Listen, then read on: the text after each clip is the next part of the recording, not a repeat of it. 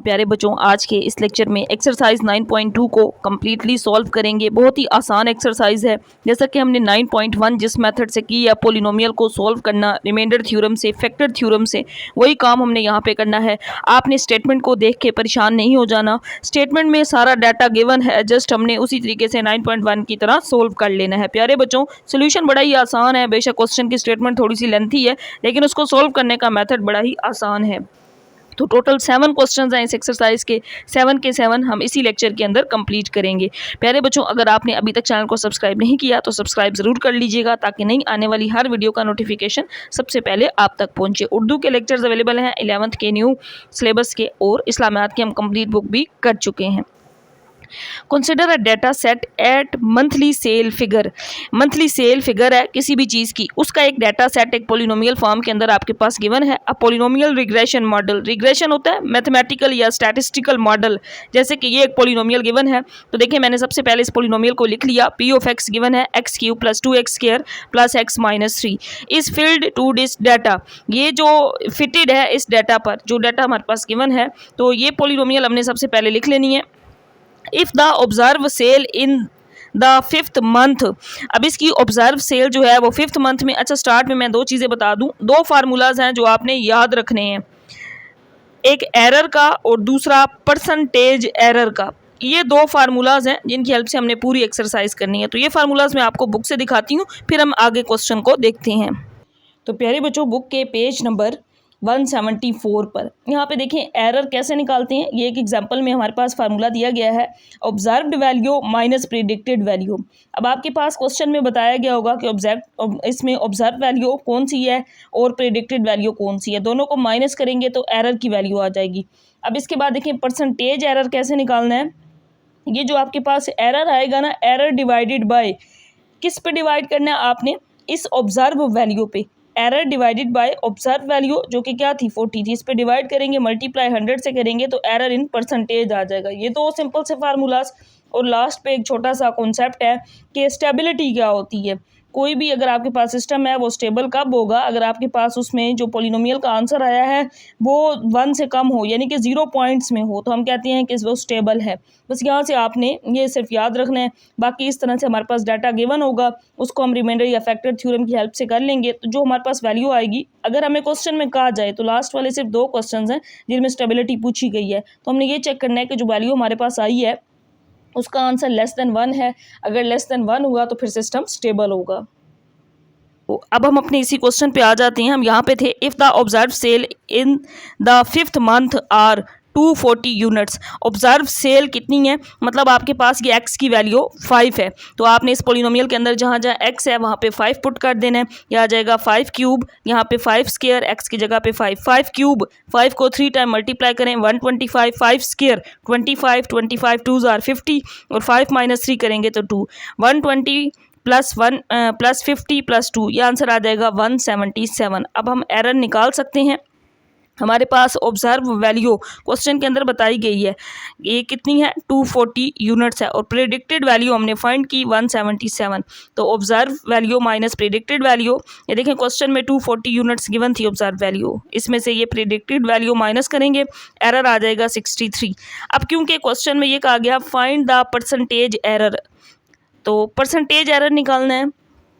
Percentage error क्या होता है, एरर जो आपके पास ये वैल्यू आई है डिवाइडेड बाय ऑब्जर्व्ड, ये वाली 240 मल्टीप्लाई 100%, तो एरर 63 आया, ऑब्जर्व वैल्यू 240 थी। अब आपने 63 को मल्टीप्लाई 100 से फिर 240 पे डिवाइड करना है, तो 26.25% इसका आंसर आ जाएगा। इसके बाद नेक्स्ट क्वेश्चन भी बिल्कुल सेम इसी तरह है। रिट्रेलर कंपनी, एक रिट्रेलर कंपनी है, has developed a polynomial regression model, तो वो भी एक पोलिनोमियल यानी कि एक स्टैटिस्टिकल मॉडल बता रही है। DW से डिनोट किया गया है, देखिए मैंने सबसे पहले DW लिख लिया। अब ये W³ है, -2W² है, + 5W - 4 ये गिवन था। Where DW represent predicted demand in units. DW किसको, कि वो किसी भी प्रोडक्ट की डिमांड को शो कर रहा है, और W क्या है, वीक नंबर है। अब इसमें एक आ गया है रिमाइंडर थ्योरम को यूज़ करें to predict demand for 3rd week, तो W हमारे पास क्या होगा 3rd वीक, तो ऊपर वो बता रहा है ना वीक क्या है, W है, तो W की वैल्यू आपके पास कितनी आ गई 3 आ गई। ऑब्जर्व डिमांड भी बताई गई है 20, 2 है। तो अब हम एरर निकाल सकते हैं। यहाँ पे W की जगह पे 3 पुट कर देंगे, 3 क्यूब हो जाएगा, 3 का स्क्वायर, और यहाँ पे W की जगह पे 3, ये -4, इसी तरह 27 आ जाएगा ना। 9 2s are 18, क्योंकि 3 का स्क्वायर 9 होता है, 15 और ये -4, 27 - 18, 9, 9 + 15 24, 24 में से 4 माइनस होगा तो 20। तो अब हम प्रिडिक्शन एरर, क्योंकि देखें कैलकुलेट द प्रिडिक्शन एरर कहा गया है, तो हम यहाँ पे प्रिडिक्शन एरर लिखेंगे। Observe demand minus predicted demand. Observe demand question के अंदर बताई गई है 22 है, प्रिडिक्टेड हमने जो फाइंड की है इसमें से माइनस करेंगे तो 2 यूनिट्स इसमें प्रिडिक्शन एरर आ जाएगा। परसेंटेज एरर नहीं कहा गया, तो आगे इसको सॉल्व नहीं करना, बस यहाँ एरर तक ही आपने इसको करना है। और अगले तकरीबन सारे क्वेश्चंस बिल्कुल सेम हैं। A digital signal processing system has a transfer with numerator. एक डिजिटल सिग्नल है जिसका transfer system B G given है z² - z - 2। Use the factor theorem to find the zero of the system. तो factor theorem को use करते हुए हमने system के ज़ीरोस फाइंड करने हैं, कि मतलब किन वैल्यूज़ पे ये सिस्टम जो है, फैक्टर थ्योरम यही होता है ना कि जो वैल्यू आप पुट करें तो उसका आंसर 0 आ जाए तो आप कहते हैं कि इसका फैक्टर है। तो हमने पहले तो इस सिस्टम को लिख लिया जो गिवन था। As we know that by factor theorem reminder क्या होता है 0, तो बी ऑफ सी क्या है 0, तो z² - c - 2 किसके इक्वल आ जाएगा 0। क्वाड्रेटिक इक्वेशन है, फैक्टर्स बनाने हैं, दो ऐसे नंबर्स चाहिए जिनको मल्टीप्लाई करने से -2z² आए और प्लस माइनस करने से -c आए। तो 2z में से -2z में से मैं एक z निकाल दूं तो -z आएगा, और मल्टीप्लाई करूं तो -2z² भी बन जाएगा। ये इसके फैक्टर्स मैंने बना लिए।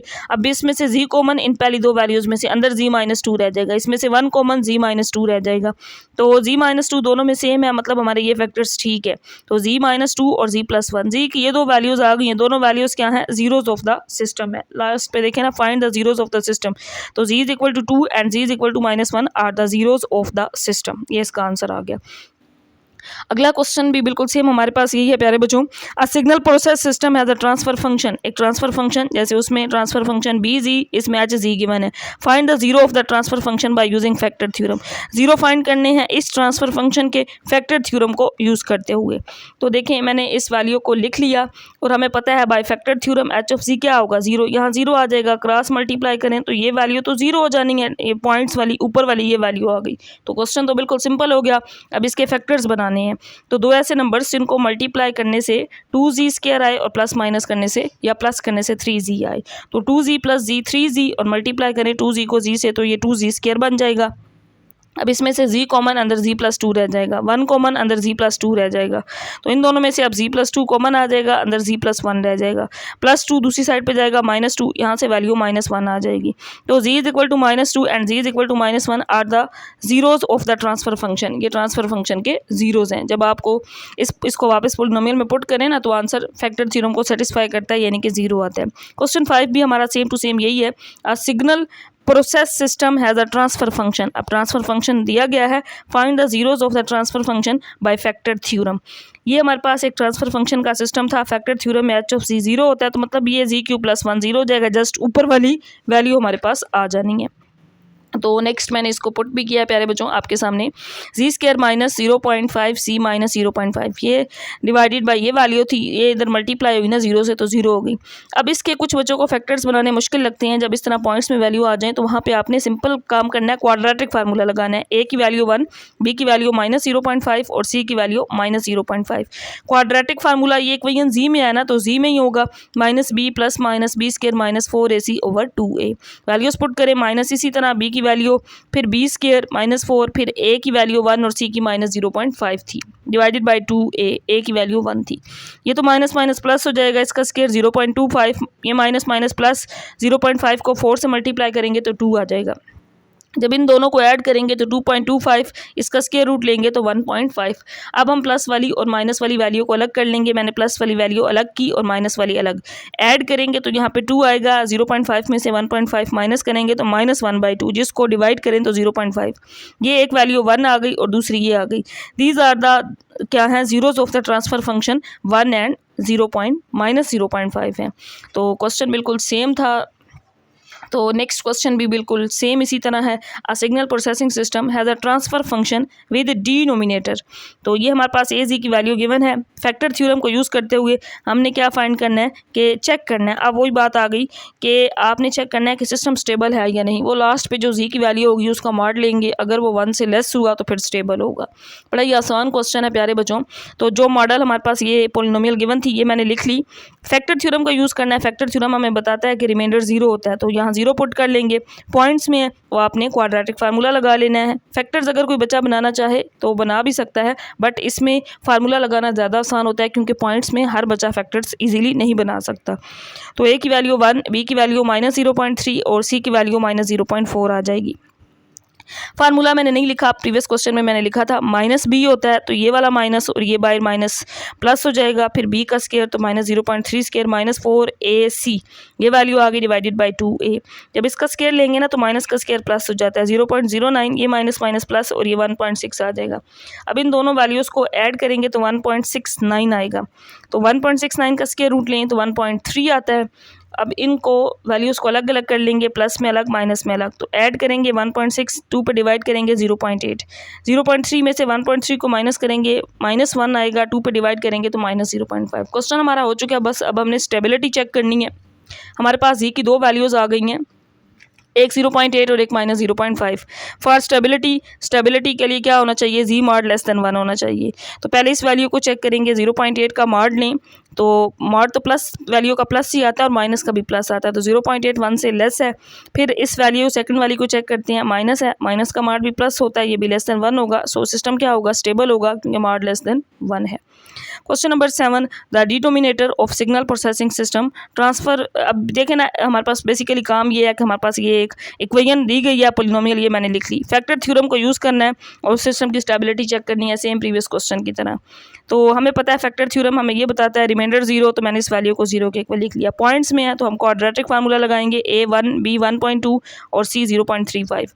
फार्मूला क्या होता है, -b प्लस माइनस बी स्क्र -4ac/2a।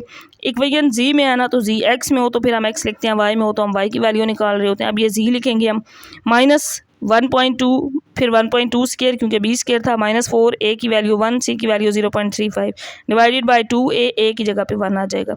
अब हम इसका स्केयर लेंगे तो ये 1.44 आएगा, इसको मल्टीप्लाई करेंगे तो ये 1.4 आ जाएगा। नेक्स्ट मैंने बच्चों यही काम किया है, तो इसको माइनस करें तो 0.04, इसका स्क्वायर रूट लें तो 0.2 आता है। अब एक दफ़ा प्लस में एक दफ़ा माइनस में अलग अलग करके लिख लेंगे। ऐड करेंगे तो -1 डिवाइडेड बाय 2, ये -0.5, इन दोनों को ऐड करें तो ये -1.4 डिवाइड करें तो -0.7। अब क्वेश्चन में स्टेबिलिटी पूछी गई थी, तो स्टेबिलिटी के लिए ये जो हमारे पास जी आया है ना, अगर इसका मॉड लें तो ये लेस देन 1 होना चाहिए। तो 0.5 का मॉड में माइनस प्लस हो जाता है, तो 0.5 आएगा जो लेस देन 1 है। ये माइनस मॉड लेंगे तो प्लस हो जाएगा लेस देन 1। सो सिस्टम क्या होगा, स्टेबल होगा। तो यहाँ पे प्यारे बच्चों हमारी ये एक्सरसाइज 9.2 कंप्लीट हो गई है। आपने देखा कि बड़ी ही आसान और सिंपल सी एक्सरसाइज है। आपने जस्ट इसको एक बार भी करना है तो आप इस एक्सरसाइज को फाइनल पेपर्स तक मतलब आपकी तैयार हो जाएगी। तो इस वीडियो से उम्मीद करती हूँ आपको बड़े अच्छे से समझ आ गई होगी। अगर कहीं से समझ नहीं आई तो बैक कीजिएगा, दोबारा उसको जूम करके देखिएगा, इंशाल्लाह आपके तमाम कॉन्सेप्ट्स क्लियर हो जाएंगे। स्टेटमेंट से डरना नहीं है क्योंकि हमारा मेन काम है मैथमेटिकल इक्वेशन को लेके चलना, और उसको हमने फैक्टर थ्योरम से सॉल्व किया। यहाँ पे सारे क्वेश्चंस तकरीबन फैक्टर थ्योरम के थे, पहले 2 क्वेश्चंस एरर के थे। तो एरर का फार्मूला जस्ट आप याद कर लेंगे तो पहले 2 क्वेश्चंस भी आप इजीली कर लेंगे। अल्लाह हाफिज़ बच्चों।